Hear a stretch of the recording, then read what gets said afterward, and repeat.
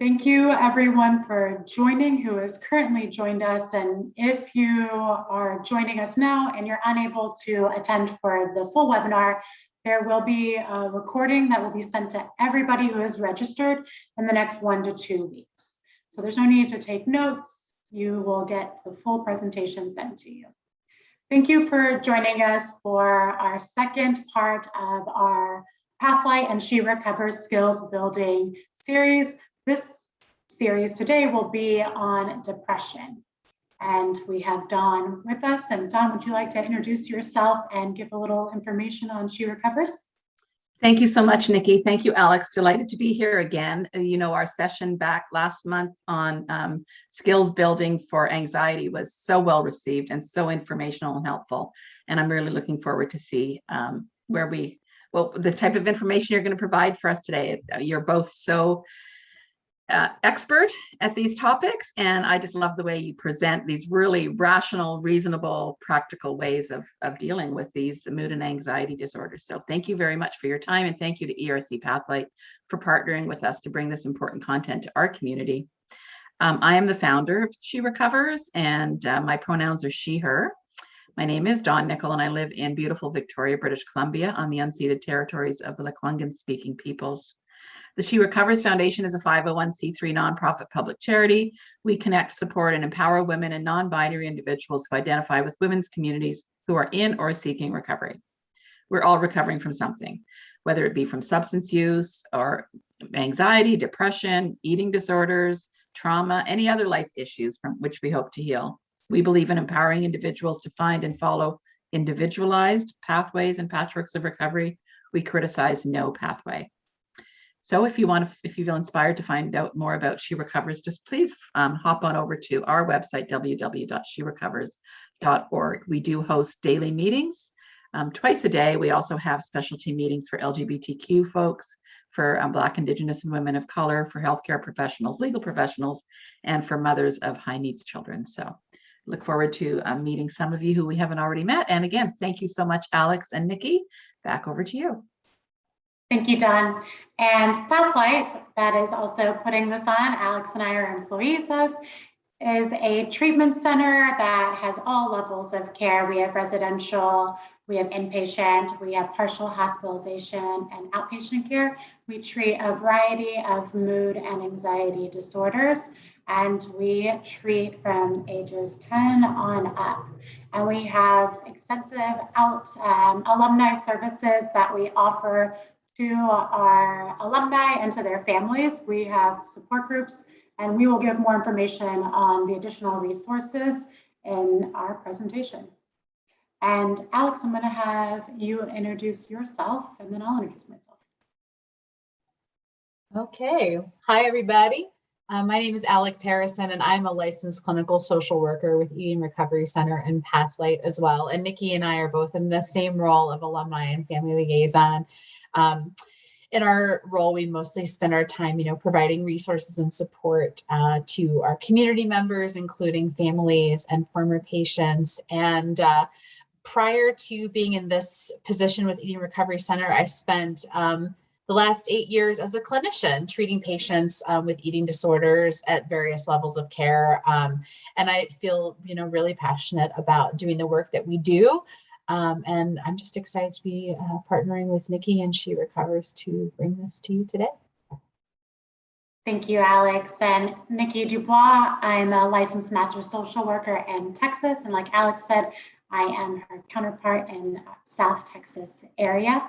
And I'm going to share my screen and we will get started. All right, so for the presentation, we will walk through understanding of depression, understanding our brain's response. We are going to identify some skills for working through these emotions. We're going to look at how we can engage and support, and then we will have a Q&A. All right. And if you want to, you can go ahead and move to the next slide. So, the way we want to talk about depression today is to really emphasize that, it is both a common and serious experience. I say this because depression is really experienced broadly and differently for many people. So whether it's experienced situationally, acute and severe, chronic and mild to moderate, or chronic and severe, it all matters. It's all absolutely a valid experience. Experienced by many people, and also something to be taken seriously. Another thing that we need to make note of when it comes to depression is that, depression negatively impacts both our thinking and our emotions and behavior. So it also tends to, because it impacts our thinking, emotions, and behavior, changes the way that we're able to function in our professional and our personal lives. So, and one thing I want to kind of make a note of, and we'll be talking about this, throughout the presentation today, like different common like misconceptions and different thoughts around what depression is and isn't. But I just want to say a couple things that, feeling sad or grieving does not necessarily mean that you are experiencing depression.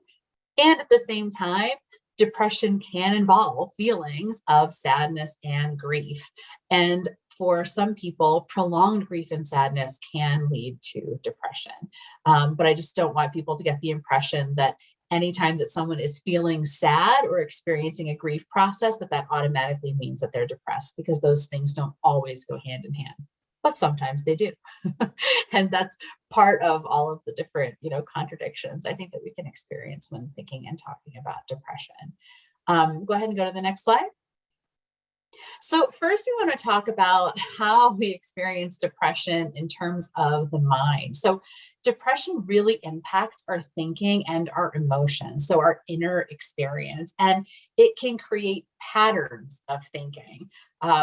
Maybe like the more appropriate thing to say would be like downward spirals of thinking for a lot of us that we can really find ourselves buying into and getting stuck in. Our quality of thinking can also really be affected. So sometimes you might be experiencing just feeling like a clouded thought process, feeling scattered, feeling disorganized or confused or unfocused. And as you can see in the word cloud here, other really common emotions that come along with depression: feeling broken, lonely, desperate, melancholy, hopeless, worthless, inconsolable. And then next slide. So we also experience depression in our body. There is a physiological impact of depression. So for anyone who joined us last month, we were talking about anxiety. I talked about this idea that every emotion has a felt experience in the body. And the experience of depression really impacts our body as well. So it's very common for people who are depressed to be experiencing muscle pain, a lot of fatigue, a weakened immune system, difficulty concentrating, like we talked about in the previous slide, pounding heart, higher blood pressure, feeling exhausted, all of these things. And so, it makes sense that we are having these inner thought and emotional experiences and these powerful felt body experiences that our behavior is also going to be impacted.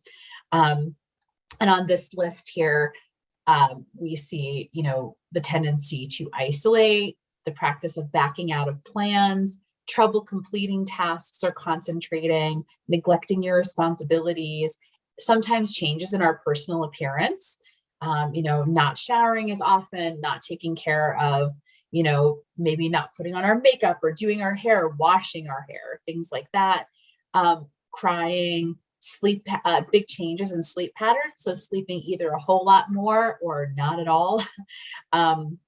Changes in our eating patterns, too much or too little, feeling irritable, really having a hard time being able to settle and calm ourselves down, and also increases in substance use.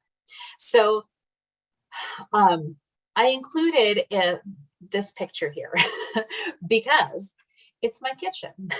So one of the things that Niki and I both feel really strongly about in the work that we do as therapists and clinicians is telling stories and just taking a relational approach. So I'm sharing my kitchen with you. Well, not my kitchen right now, but my kitchen from almost 3 years ago. So this is a photo that I took of my kitchen back in early 2019. So almost 3 years ago, when I was experiencing some depression of my own. I was new to single parenting and I was feeling a little aimless. And even though I had a lot of support, I felt absolutely lonely. And I was exhausted and also stressed and keyed up at the same time, which I think is one of these lovely, and by lovely, I mean terrible, juxtapositional experiences within depression. And, you know, if you had asked me at the time, was I feeling depressed? I probably would have said no. But my kitchen was speaking for me, and this picture shows it. The feelings that I was having and the emotional space that I was in really played out in how I was taking care of, or like more accurately, how I was not taking care of the space that I was living in. And you can see in this picture, you know, there's an absence of clean dishes and utensils in the drawers and in the cabinets. I was clearly cooking, and that's like probably like several meals worth of cooking that I did not clean up after. There are bottles of condiments that don't all have their caps on. I mean, things are just in disarray. And that was kind of a snapshot. I walked into my kitchen. It was probably like 10 o'clock at night. And I just had this very stark visual of like, oh, I'm not okay. And here's my living space telling me so. And I just like look on it now as like a fun example of like, oh yeah, this is how it can play out and in the way that we live. So I'm going to return to this picture and to this story a little bit later. But for now, Niki is going to explain more about our brain's response to depression. And thank you, Alex, for giving that personal experience and that picture that vividly just depicts that depression can look differently for everybody. And depression is very complex, and this is going to be a very simplified version of some of the multifaceted areas that are impacted when we are looking at depression. The science is still out there, still looking to see. There's not one main cause. There's multiple factors that play into when we are experiencing depression. So genetics accounts for 40 to 50% of the prevalence of depression. There are life stressors that can contribute to depression, such as going through a breakup, experiencing job stress, whether that's financial, maybe it's the loss of a job, the death of a loved one, a traumatic experience, getting a diagnosis of a terminal illness can also lead to depression. There are medical issues. These are just a few of them that the science is uncertain what came first with a lot of these. So the medical issues, there could be a thyroid dysfunction that there's a correlation with an increased risk of depression, heart disease, Alzheimer's, and certain medications might increase our likelihood of experiencing depression, as well as a chemical imbalance.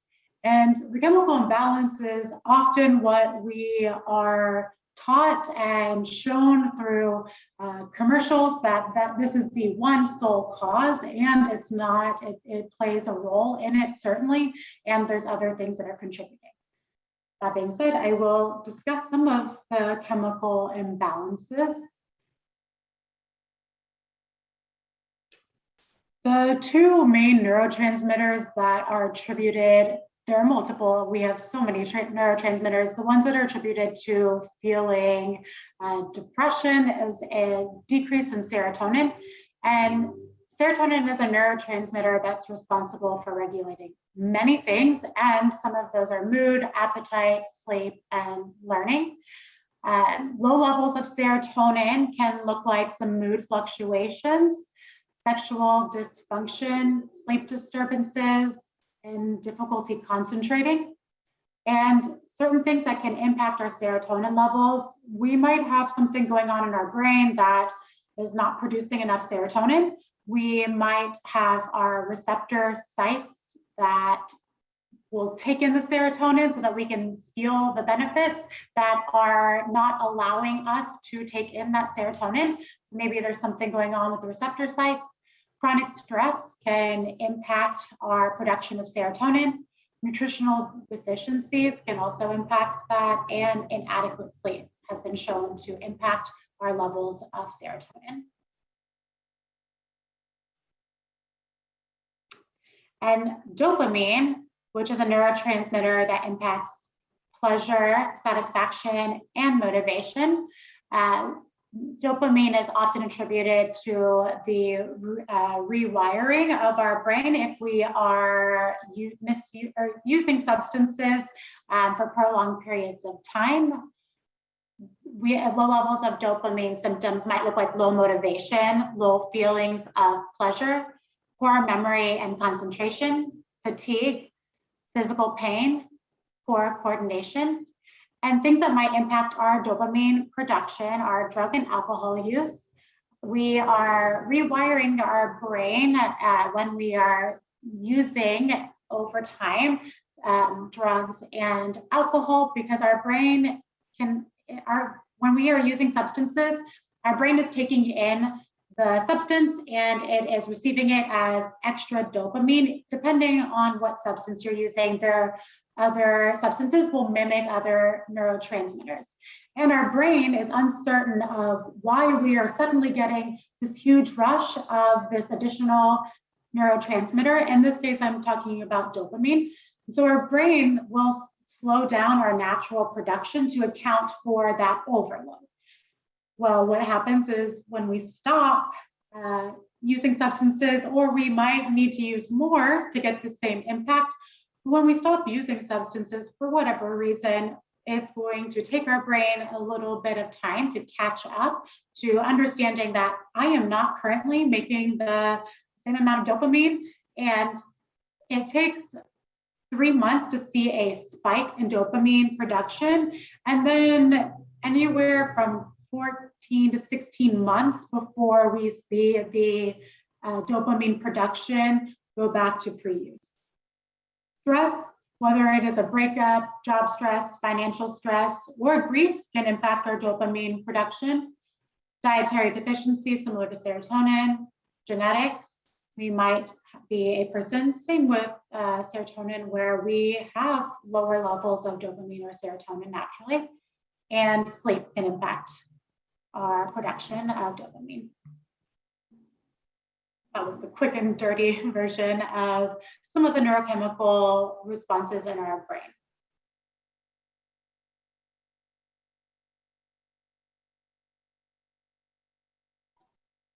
All right.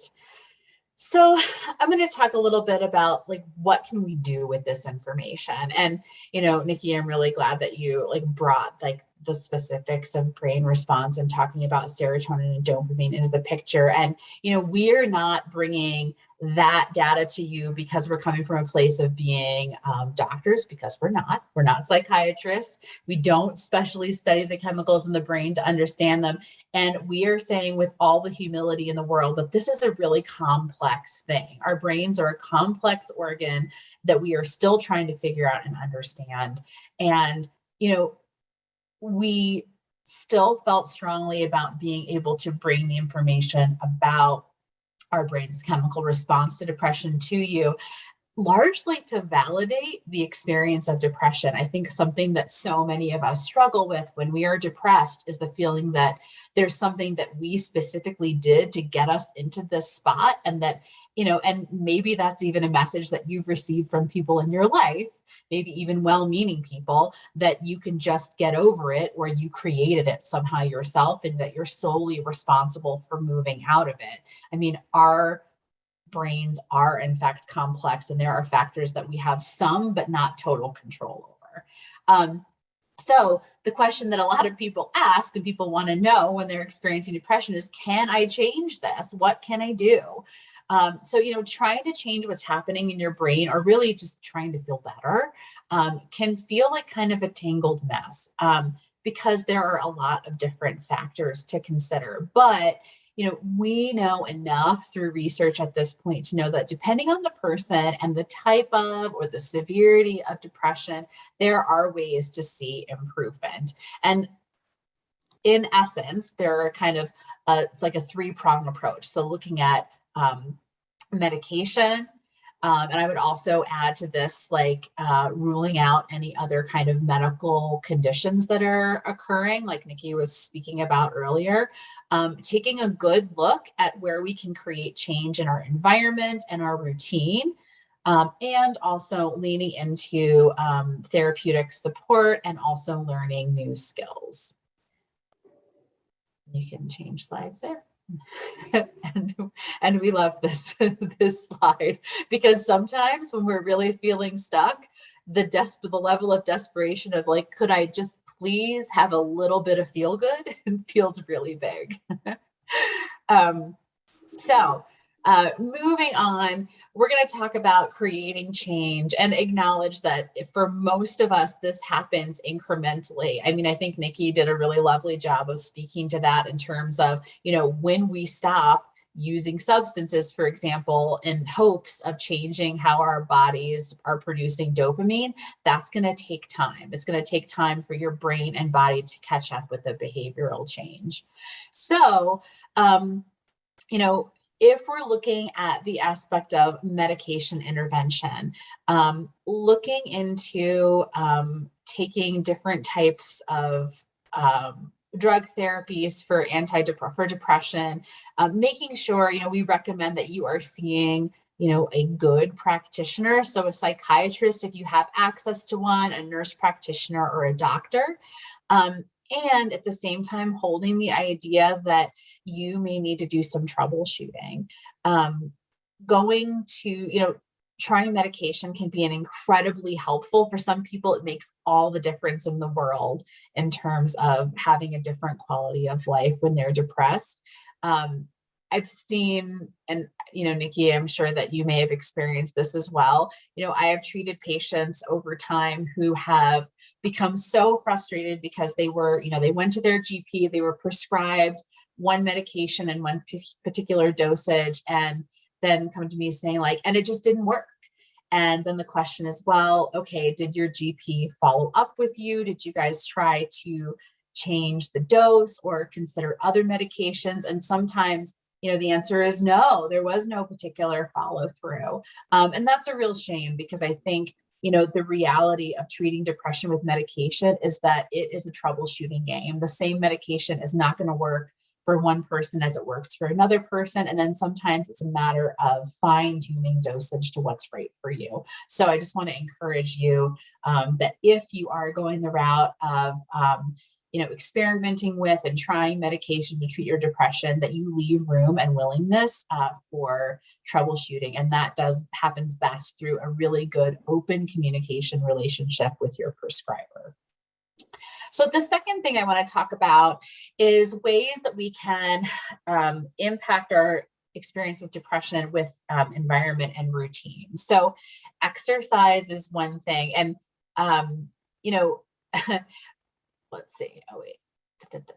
Yes. So we talked about this, I think, last month when Niki was sharing about depression, about anxiety, the idea of giving our body a very different experience so that our emotional experience changes. So brisk exercise, like a brisk walk, actually helps to do that. There's a lot of really good data available to us that when we get our heartbeat somewhere between 120 and 150 beats per minute, we've got improved blood circulation, which means improved blood circulation to your brain. Your body is more likely to produce dopamine, endorphins, serotonin, all of those feel-good hormones that can really help us out. So even doing something as simple as a 30-minute walk can kind of shock our body and our system into having a different emotional and thought experience.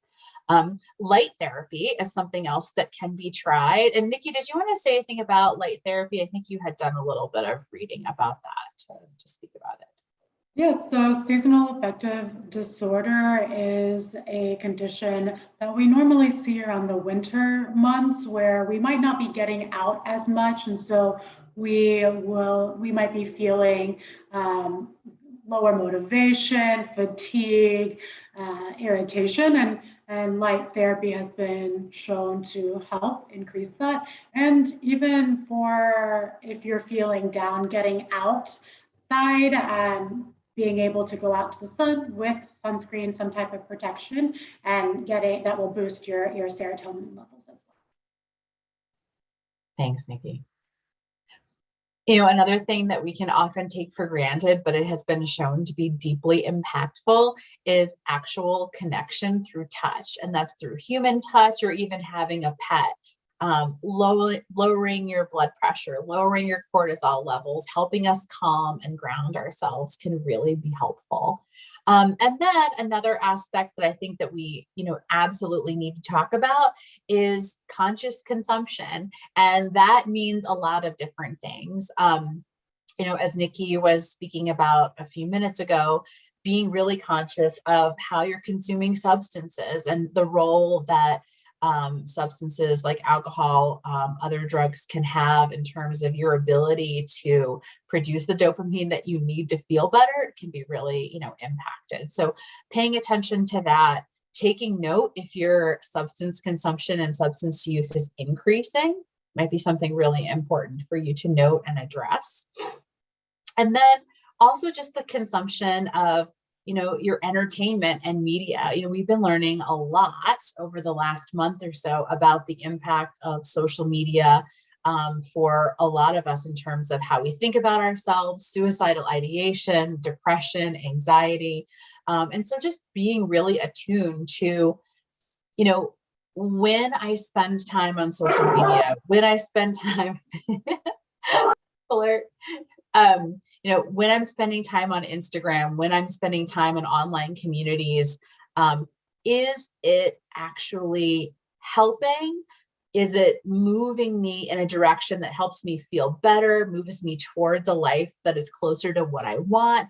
Or is this time and energy that I'm spending actually kind of affirming some of my more difficult and dark and unhelpful beliefs?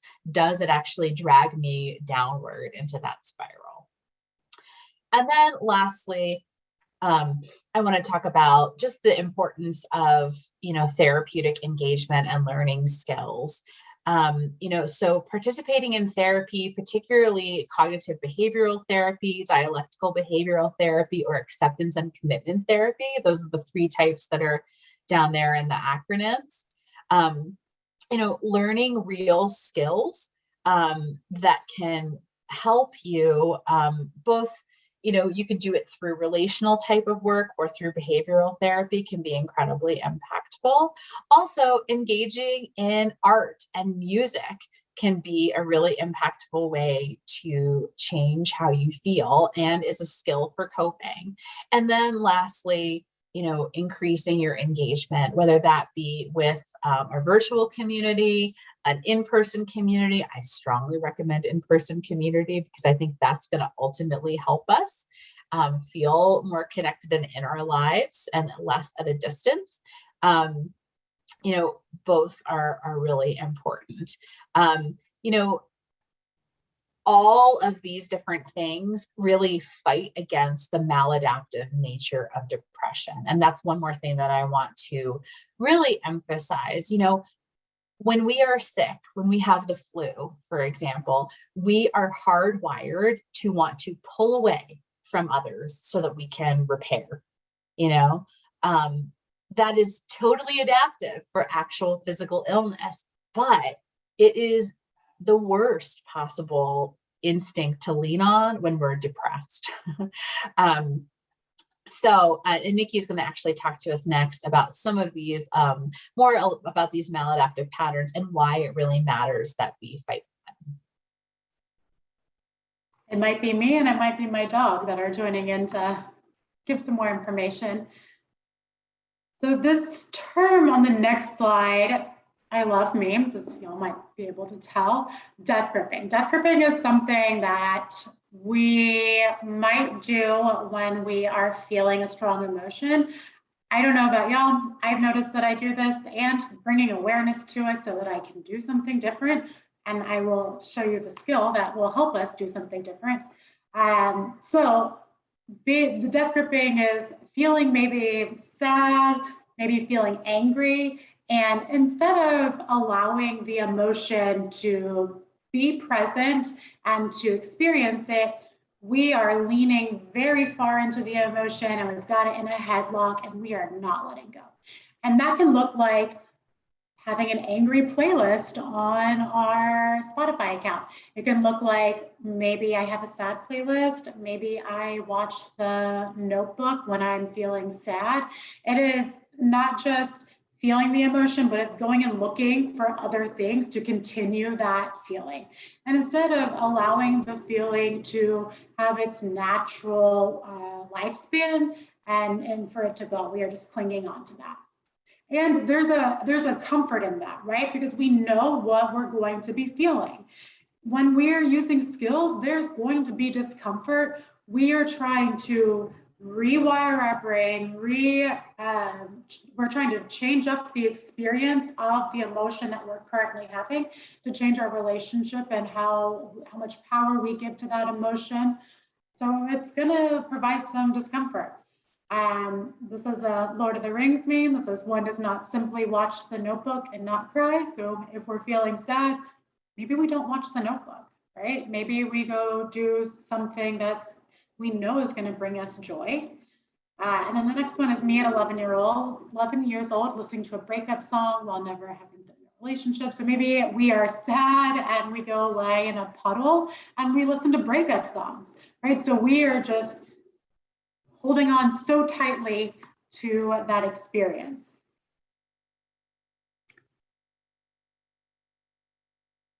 And here is an example of how we might create this downward spiral by just continuing to death grip. And like Alex mentioned, when we are feeling sick from a cold, flu, whatever it might be, the inclination is to rest and to stay in bed, to do self-care, and that's great. Our body's needing it. When we do that, when we're feeling depression, we are feeding into the depression. So if I'm feeling sad, maybe I say to myself, this is going to be the day that I allow myself to rest. I'm going to stay in bed. I need it. Then maybe I start watching You on Netflix and I watch the entire season 3. I then am scrolling through TikTok. I'm comparing myself maybe to all these other people and Instagram, their highlight reel. I'm just looking at them living their best lives while I'm feeling sad laying in bed. I might have the thought that I didn't get anything accomplished today, and everyone on social media that I was just scrolling through, they are living a much better life than I am. They are much happier. I wish that I could feel like that. That might lead me to start isolating, to stop responding to my friends' texts, because I have this thought that I'm not fun to be around.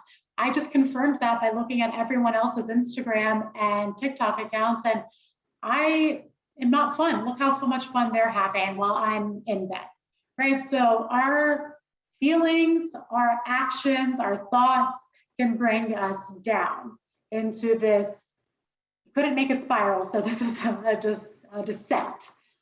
So if we can do that, if we can bring ourselves down, then we can also bring ourselves back up. So the skill that we're going to be looking at is behavioral activation. So if I'm feeling sad, then I can connect with friends. I will hopefully maybe enjoy my time with friends. It will give me a feeling of hope. And then possibly I'm able to do a load of laundry. And then from there, I can feel accomplished and productive. So when we're thinking about behavioral activation, one of the skills that we're going to be talking about is opposite action. Oftentimes we might think, oh, I don't want to go hang out with my friends. I'm not in the mood. Or I don't want to do the laundry. I'm not in the mood. if you're ever in the mood to do laundry, talk to me, tell me how that happens. I have no idea. We'll even give you how I allow myself to do some opposite action into doing laundry. And we don't have to have the emotion first to do the action urge. So behavioral activation is putting the behavior first and then letting the emotion catch up. So like we mentioned in the anxiety, and if you were not able to join us for the anxiety skills building series and you didn't register, send us an email and we will get you the recording so that you can have a foundation of how we are noticing our emotions in our body, our thoughts, and being able to determine the intensity that we might be feeling that emotion. Because that's going to be helpful in giving us some feedback on my upward spiral, my ascent, being able to rate my feelings before I start the behavioral activation, and then checking in with myself afterwards so that we can give ourselves some feedback like, yes, this was helpful, or hey, this wasn't as helpful as I anticipated it. What's going on for me? Did I do something that interfered with this? Or maybe it wasn't the activity that I did that might be able to help me. So maybe there's a different activity I can do. And so one last webinar, we talked about that our emotions, neither good nor bad, they are just giving us information. And that information is giving us an action urge. And so I have listed some emotions that are common that we might feel, and then the urge, and then how to act opposite. So when we're feeling anger, it's letting us know that something we value is being threatened. The urge, which makes sense, is to attack. So to act opposite, we can gently leave the situation, or we can approach with kindness. And I will say that we're asking you to act opposite if the urge is not going to be effective for you in that moment. So for example, fear, the urge is to run away, avoid. Act opposite is to approach, don't avoid. If it's effective for you to not be in that situation, then please don't act opposite. An example that we often give is if there is a bear chasing you, it makes sense to run away and avoid. I would not ask you to act opposite in that situation. So it's only when it's not effective for you. And with depression, what Alex and I have mentioned is that the inclination is going to be feelings of sadness, grief, anger, and we're asking to act opposite to that because it is not effective to feed into the depression. So sadness, we withdraw and isolate. Like our example, the person was feeling sad, they stayed in bed. To act opposite, we connect with others, we get out. We text our friends, we go on a walk. Opposite action, behavioral activation, very challenging. And I don't want to minimize how hard it is as your therapist, as a person in your life, a support system, whoever might be encouraging you to act opposite. We are asking you to do the exact opposite of what you are wanting to do in that moment, and it's very challenging. And Alex is going to help us in the next slide to give us information on how we can do that. Shame, the action urge is to hide and avoid. And to act opposite is to share whatever we are feeling that shame around with people, and this is key, that we know will accept us or what we are trying to share, right? We want to be able to share that with somebody who's in our circle that we know it's going to be well received so that we don't continue that cycle of shame, right? We want someone who says, I see you, I hear you, and sometimes me too, right? That will help break down some of that shame. Disgust, we might have the urge to move away or avoid, and to act opposite, move closer, be compassionate. Love, connect or approach, to act opposite, avoid, distract. And you might be wondering, why would we ever want to act opposite to love? If we are loving something or someone that is not effective for us meeting our values, for living a valued life, whatever that might be, maybe it's unreciprocated, maybe we're going through a breakup. So we might still have those feelings that we want to connect, we want to approach. And to act opposite to that, we would avoid that person and distract from thinking about that person constantly. Feelings of worthlessness, often that comes up when we are dealing with forms of recovery and healing, that I am not worthy, I'm not deserving. With depression, it comes up often that, I stayed in bed all day, I am worthless, I am not going to amount to anything, I'm always going to feel this way, right? Those feelings, those thoughts might come up. And the urge might be to self-harm. And I put an asterisk because that does, when I'm meaning self-harm, it's not just maybe the first thing that we think of the non-suicidal self-injury. So maybe the cutting. What I'm also referring to is some of these behaviors that we do that are interfering with us living our valued life. Maybe it's substance use. Maybe it is that we burn bridges. Whatever that might be that is protecting us in that moment, and long-term, it is not effective. So we want to engage in self-care and to work on growing our self-compassion. And before you change slides, Niki, I just want to say before we move any further to just acknowledge again that we are giving you a lot of suggestions on things to do differently. And, Niki and I talked a lot as we prepared to give this workshop on just how hard it is to teach people about depression, because it's like depressing, number one, and because we know that it is genuinely hard to act differently when your body and mind are telling you that it's not worth it because it's too exhausting or that it won't matter. I've heard patients and clients of mine describe their depression, and one of them described it as like she's also from the South like me, and she's like being like in a salt marsh and just trudging through really dense, stinky mud that every single step that you're taking takes so much effort. And sometimes, you take a step like out of the muck and all of a sudden like your foot comes out, but your boot stays in.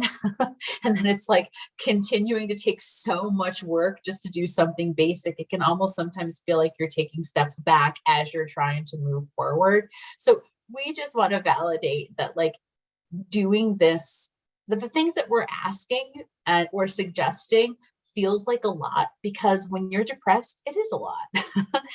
And we also know, and we say this from a place of true compassion and also conviction, that when it comes to managing depression, action is key. And now you can go ahead and change to the next slide.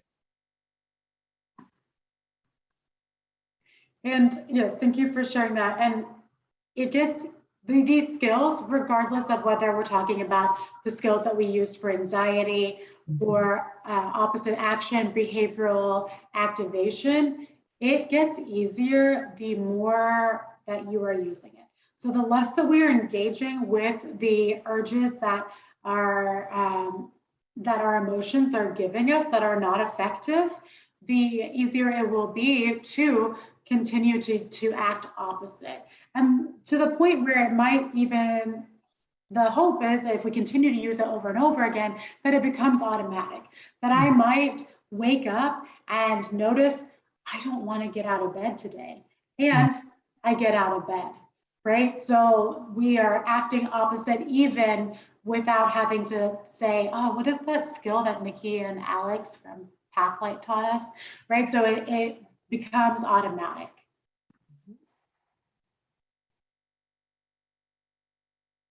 So now we're going to address like the how. So, we're giving you these suggestions, we're giving you these, concrete skills, as well as suggestions on like how I can seek out medication as a tool, how I can change my environment. Okay, well, yes, that's all well and good, but I'm depressed.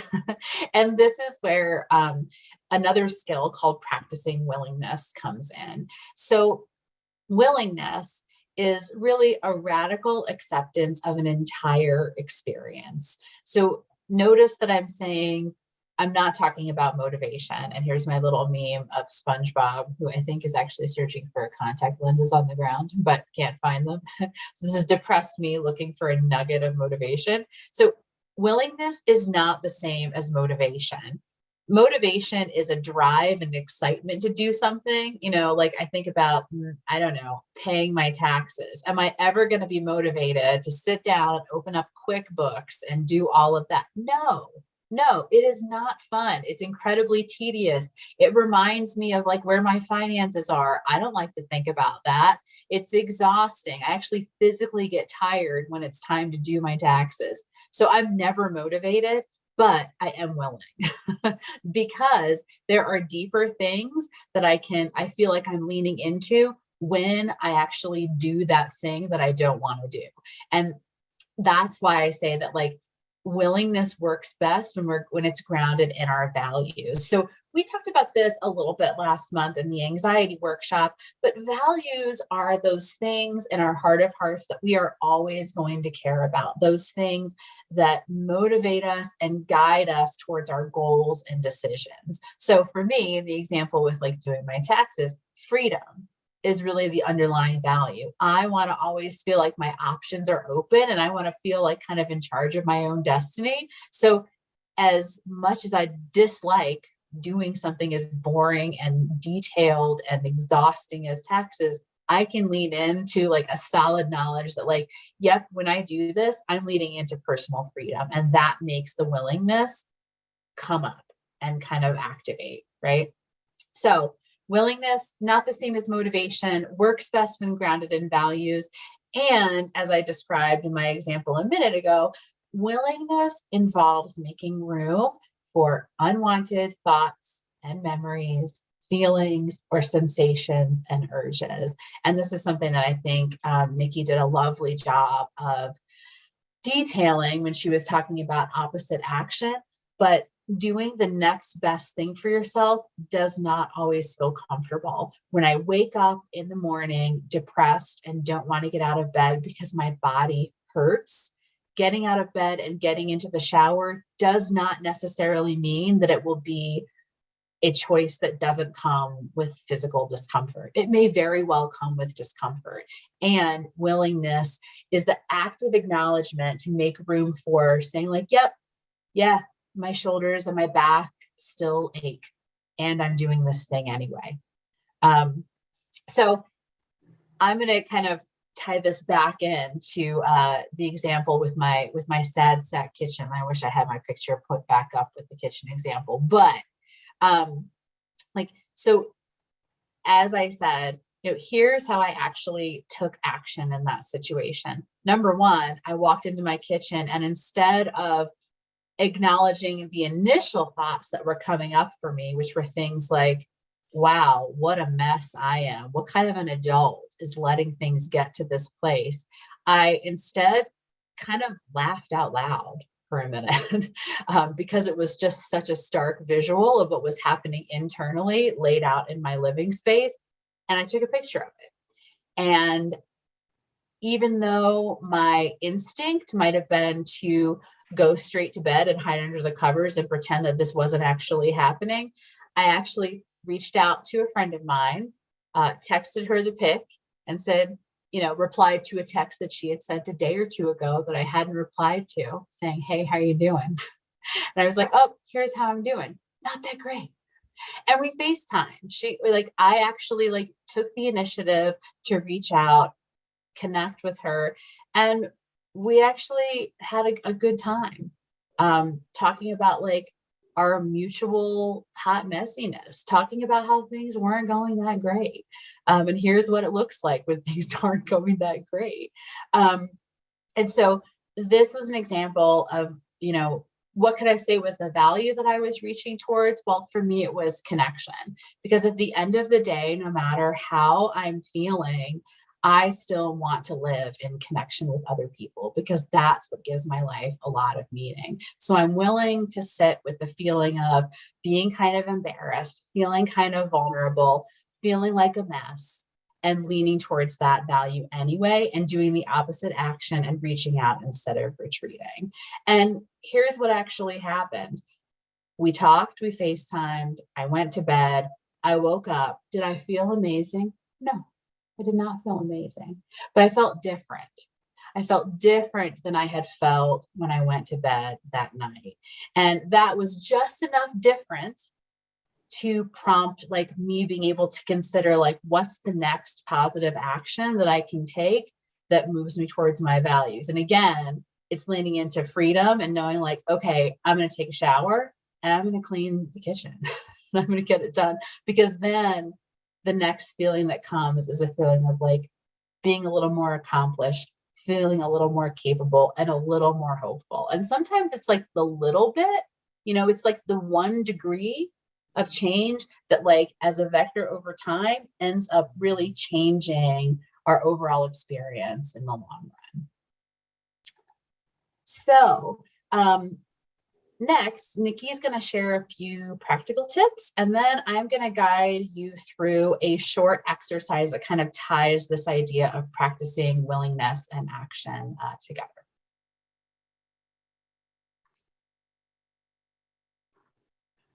Okay, so some practical tips. You do not have to do this alone.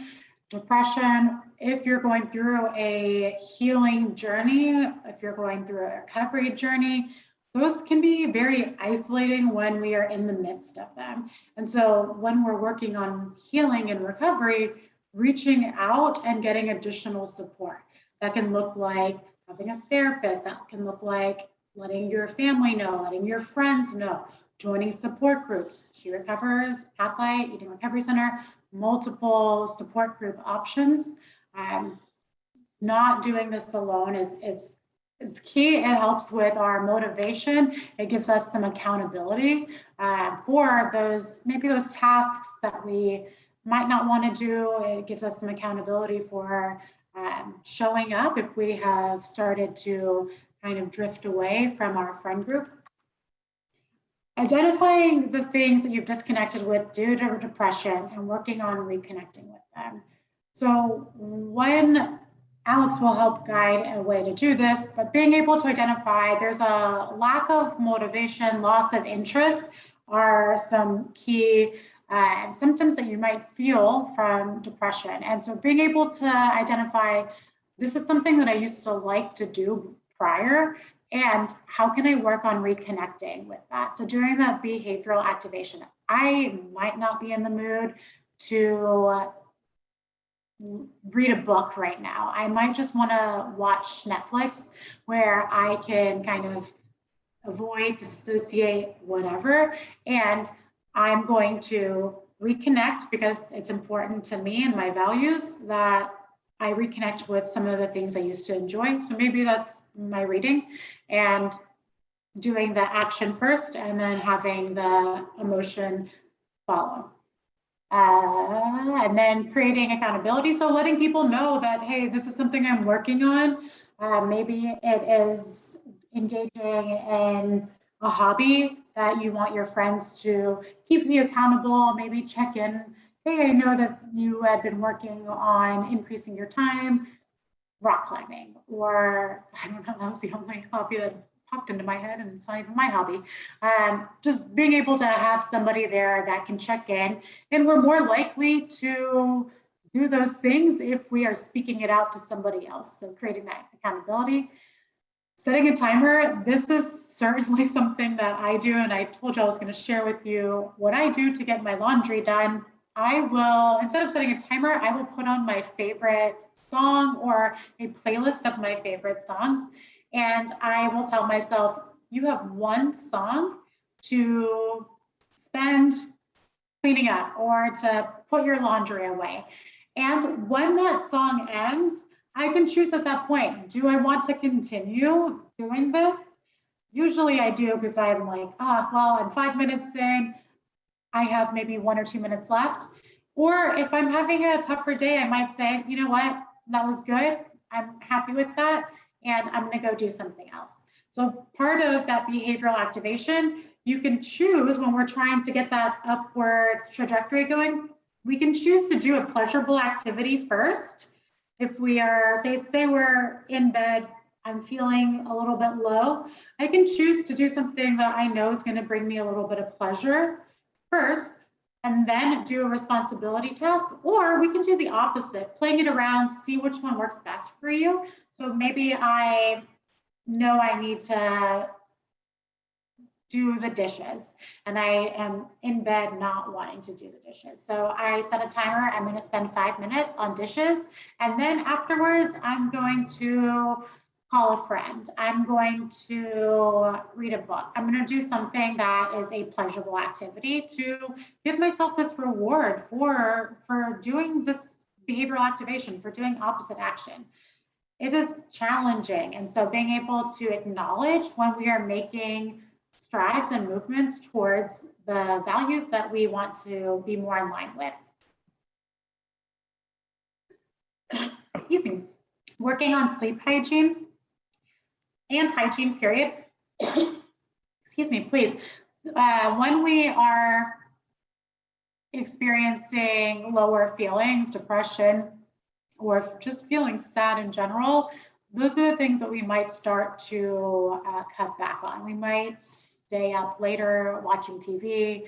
We might be scrolling through social media.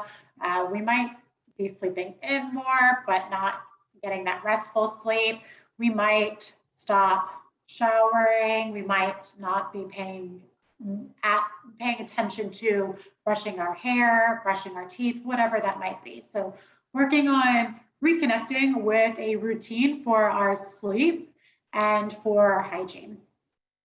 And not getting enough sleep greatly impacts our ability to regulate our emotions. I am sure we've all been there where we are feeling very tired, and our emotions, we might be a little bit quicker to respond with irritability, and that might not be the go-to that we normally have. So just being mindful of our vulnerability factors in that moment. Engaging in joyful movement if that is accessible to you. I know that we've mentioned exercise, and if that is not part of your healing journey at this time or ever, that's okay. You can move in different ways, or you can choose not to. And eating regularly, again, another vulnerability. We've all been there where maybe we are really hungry for whatever reason, and again, we are feeling a little bit more irritable, a little bit quicker to respond in anger. And so making sure that we are balanced in as many areas in our life as we can. Then Alex. All right, so I'm probably going to move through this fairly quickly because I want us to be able to finish out our presentation and leave a decent amount of time for questions. And at the same time, I do want to take just a few minutes to invite you to do this exercise as a way to practice the skill of, leaning into willingness.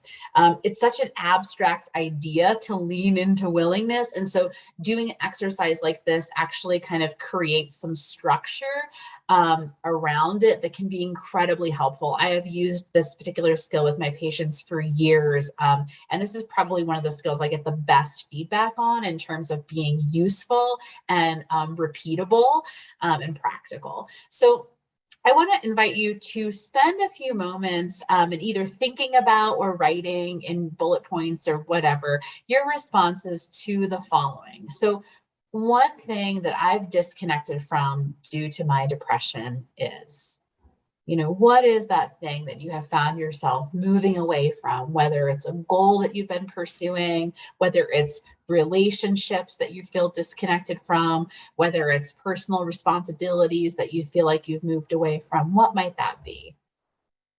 And then secondly, one action step that I'm willing to take to reconnect to that thing would be. So try to think of a small action step. Sometimes we get really caught up in if it feels like a big disconnection, then the route to getting connected again feels like this big chasm. And I just want to encourage you of thinking about like a small action step to take towards that area of reconnection. Then next, for you to consider the values underlying this action step are. So what are the values that I hold that I might be leaning into if I were to act on this? So, maybe that's, connection, maybe it's wholeness, maybe it's balance, authenticity, relationship, healing, family, humor, something like that. And then next, and this is really important to acknowledge, the thoughts, memories, feelings, sensations, and urges that I'm willing to make room for are, what are some of those? Maybe it's a sensation like tightness in my chest or a sense of anxiety or dread. Maybe, it's a memory of that I have to make room for, of times that I've tried to move through and reconnect to this part of my life before and it didn't go well. Can I make room for those things as I pursue this action step? And then lastly, naming really specifically when I am going to take this first step. So name a time, date, day. And we will be sending this out with the recording. So if you were unable to fill this out while Alex was talking, we will be sending a copy of this out in the email. And like we've said, several times during the course of today's workshop, the name of the game is trying things out and being willing to repeat them. Any kind of skill that you are learning, skill is the opposite of nature, right?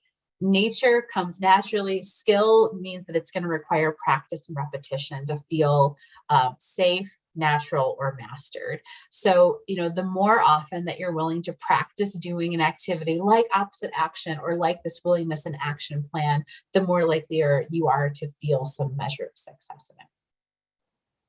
And paying attention to time, I will go through the next 2 slides very quickly. So what if you are joining us and you're here supporting a loved one who is moving through and experiencing depression, there are things that we can do that might be more helpful. So asking questions, so not assuming, asking, being open-ended. I have noticed that the things that you used to engage in, you're no longer engaging in. Is everything going okay? Are there things that are on your mind? Would you like to talk? Validating their feelings. Often we might try to go in and fix or try to silver line the situation because we don't want to see someone that we love in pain. And so we might say to them, I can't understand why you are feeling sad. Snap out of it. Your life's not that bad. People have it worse than you. And those are ways that are very invalidating to the emotion. If the loved one was able to snap out of depression, I think that they would have by now, right? No one wants to feel that way. And so being able to validate their feelings, whether you are agreeing with it or not, right? Validation doesn't necessarily mean that, but being able to say, I can understand why you might feel that way, or I hear you, right? Showing interest in what they are saying, helping them find support. It is very challenging experiencing depression. And like Alex said, any small task can feel like a monumental hurdle to get through. And so if you're able and willing to help your loved one find support, we will list some resources at the last slide. Being mindful of our own mental health and boundaries. So getting the support for yourself and being able to set those boundaries that this is not something I can assist in at this time. You are not their therapist, and being able to take that step back. And if there's something that they're sharing with you is heavy, or you're going through your own journey, letting them know that this is not something that you have space to hold right now for. Educating yourself, not having your loved one be the source of education for what they're going through. They are their own expert, so definitely asking them what their experience is. And the internet is free, so getting on there, looking and seeing what are some of the things that are going on for my loved one. And being patient. This is not something, again, that we can snap and go away. And some people have depression, baseline depression, their entire lives. And so being patient and knowing our own boundaries. Keep checking in. With depression, there's that urge to pull back and isolate.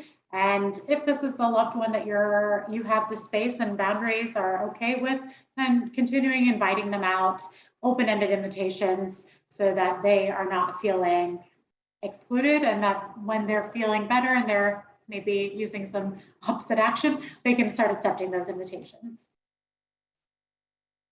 And then a few key takeaways or things to remember is depression can be temporary, it can be situational, breakup, it can be a death of a loved one, it can be a job loss, or it can be a long-term condition that we learn to live with, that we use skills to continue living a valued life. Treatment doesn't always make your depression go away completely, but it often makes the symptoms more manageable. And if one treatment doesn't work, talking with your doctor or healthcare provider so that they can create a different treatment plan. If you're working with a therapist and you are feeling stuck, asking them for support on ways to move through this, letting them know, hey, this isn't currently working for me, what we're doing. Are there other things that we can do to help with whatever it is that you're trying to move through at that moment? And finding a community. Again, I cannot say this enough, that you do not have to go through depression alone. You don't have to go through anything alone. There are support groups here through She Recovers and Pathlight and Eating Recovery Center that are free, virtual weekly groups that you can join and connect with others that are moving through something similar. And then a couple of resources that you can connect with if you are feeling suicidal or you have a friend or a loved one that's feeling suicidal. NAMI has chapters throughout the United States in different cities. Being able to connect with your local NAMI chapter, their helpline is listed. And She Recovers, Pathlight, and Eating Recovery Center have support groups for you to join in on.